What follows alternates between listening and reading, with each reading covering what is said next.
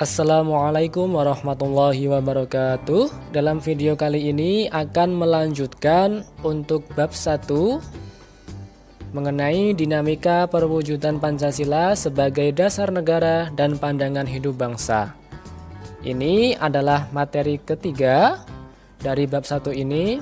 Kita sudah memasuki subbab perwujudan nilai-nilai Pancasila dalam berbagai bidang kehidupan. Jadi, untuk kali ini akan dibahas bagaimana perwujudan nilai-nilai Pancasila itu di dalam kehidupan kita sehari-hari. Untuk kompetensi dasar pada materi kali ini ada 2. Silahkan bisa dibaca sendiri. Ini adalah aspek pengetahuan ya, dan ini adalah aspek keterampilan. Untuk indikator pencapaian kompetensi, diharapkan setelah pembelajaran kali ini kalian bisa menguraikan nilai-nilai Pancasila dalam berbagai kehidupan dan juga bisa menampilkan perilaku perwujudan nilai-nilai Pancasila dalam berbagai kehidupan sehari-hari. Kita mulai saja untuk materi kita kali ini. Perwujudan Pancasila itu bisa kita laksanakan di setiap bidang kehidupan. Contohnya ada bidang politik dan hukum, bidang ekonomi, bidang sosial budaya, dan bidang pertahanan dan keamanan. Kita mulai dari bidang politik dan hukum. Perwujudan nilai-nilai Pancasila dalam bidang politik dan hukum dapat dilihat dalam beberapa hal. Yang pertama, lembaga negara. Yang kedua, hukum itu sendiri. Dan yang ketiga, sistem demokrasi Indonesia. Dilihat dari lembaga negara, perwujudan nilai Pancasila dapat dilihat pada perkembangan kebutuhan masyarakat dan negara mengenai lembaga negara. Indonesia memiliki lembaga negara yang terdiri dari lembaga eksekutif, yudikatif, dan legislatif. Yudikatif contohnya MA, MK, dan KY. Eksekutif yaitu presiden, wakil presiden, menteri-menteri. Kemudian legislatif adalah MPR, DPR, dan DPD. Lembaga-lembaga ini haruslah sesuai dengan sistem pemerintahan yang berdasarkan nilai-nilai Pancasila.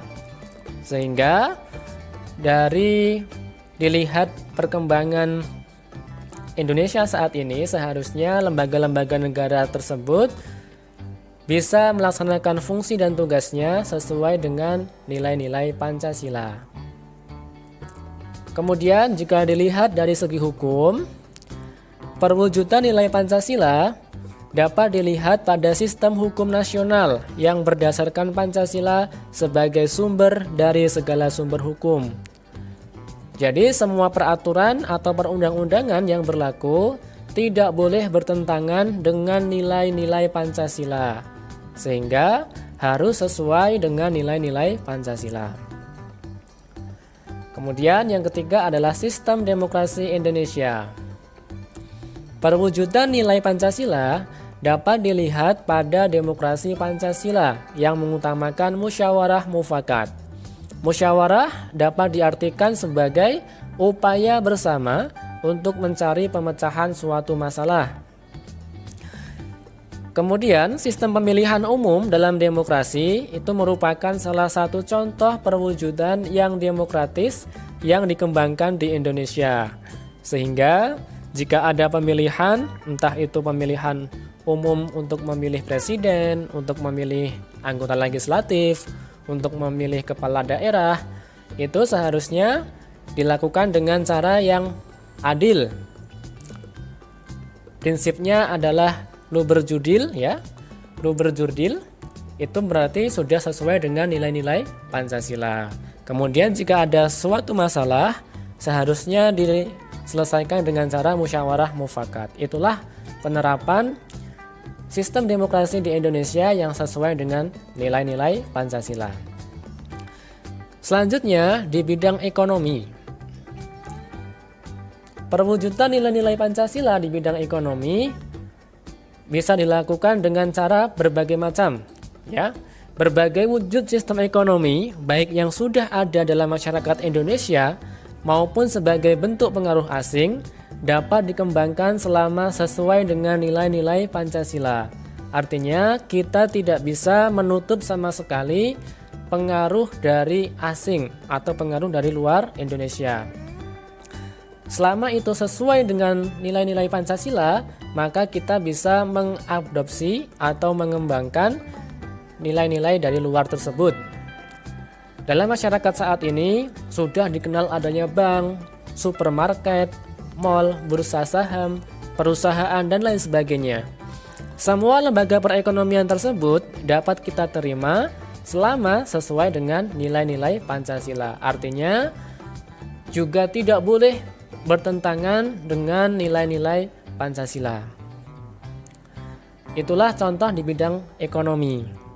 Kemudian di bidang sosial budaya, perwujudan nilai-nilai Pancasila di bidang sosial budaya dapat terlihat pada hal-hal berikut. Yang pertama, budaya asing yang bertentangan dengan nilai-nilai Pancasila perlu dicegah perkembangannya dalam proses pembangunan. Artinya kita memang tidak menutup adanya pengaruh dari luar selama itu tidak bertentangan dengan nilai-nilai Pancasila. Tetapi jika budaya asing yang bertentangan dengan nilai-nilai Pancasila perlu dicegah. Kemudian yang kedua, nilai-nilai sosial yang sudah ada dalam masyarakat yang sesuai dengan Pancasila seperti kekeluargaan, musyawarah, serta gotong royong harus terus dipelihara dan diwariskan kepada generasi muda. Kemudian yang ketiga, pengembangan nilai sosial dan budaya masyarakat menuju modernisasi yang dijiwai Pancasila. Kemudian, contoh perwujudan nilai-nilai Pancasila dalam bidang pertahanan dan keamanan dapat terlihat pada Undang-Undang Dasar Negara Republik Indonesia tahun 1945 pasal 27 ayat 3 dan pasal 30 ayat 1. Kedua pasal ini menegaskan perlunya partisipasi seluruh rakyat dalam upaya bela negara serta usaha pertahanan dan keamanan negara. Kita lihat apa bunyi pasal 27 ayat 3. Pasal 27 ayat 3 menyatakan bahwa setiap warga negara berhak dan wajib ikut serta dalam upaya pembelaan negara. Sedangkan pasal 30 ayat 1 menyatakan bahwa tiap-tiap warga negara berhak dan wajib ikut serta dalam usaha pertahanan dan keamanan negara. Artinya, ternyata pertahanan dan keamanan negara bukan hanya tugas TNI dan Polri saja, namun merupakan tugas dari tiap-tiap warga negara. Tentunya sesuai dengan kemampuan dan juga sesuai dengan posisi mereka. Contohnya gimana? Bentuk partisipasi rakyat dalam pembelaan negara sudah ada dalam masyarakat saat ini.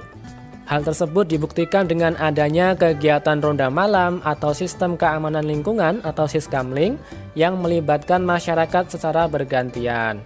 Nah, itulah merupakan contoh penerapan partisipasi rakyat dalam pembelaan negara. Contoh lain, sekarang sudah ada banyak sekali satpam ya, ataupun juga Hansip pertahanan sipil itu merupakan contoh partisipasi rakyat dalam usaha melaksanakan pertahanan dan keamanan negara. Kalau kalian sebagai pelajar bagaimana? Tetap bisa melakukan. Contoh mudahnya apa? Dengan cara kalian melaksanakan aturan, tidak melanggar hukum, tidak melanggar aturan perundang-undangan. Itu merupakan salah satu bukti bahwa kalian sudah ikut serta dalam usaha pertahanan dan keamanan. Karena kalian sudah tertib, bukan menjadi musuh negara dengan cara tidak melanggar peraturan perundang-undangan. Itulah 4 bidang dari perwujudan nilai-nilai Pancasila. Masih banyak bidang-bidang yang lain tentunya, karena nilai-nilai Pancasila seharusnya dilaksanakan oleh setiap warga negara dalam segala segi kehidupannya. Maka untuk penutupnya, upaya mempertahankan Pancasila Tidak hanya dengan tetap menjadikannya sebagai dasar negara saja dan tidak mengubahnya, tetapi yang paling utama adalah dengan menghayati dan mengamalkan nilai-nilai Pancasila dalam kehidupan sehari-hari. Itulah yang paling utama. Jadi sebisa mungkin kalian dalam menghadapi kehidupan setiap harinya selalu menjunjung tinggi nilai-nilai Pancasila dalam berbagai bidang kehidupan. Itu saja, jika ada pertanyaan silahkan ditanyakan dalam forum kelas. Wassalamualaikum warahmatullahi wabarakatuh.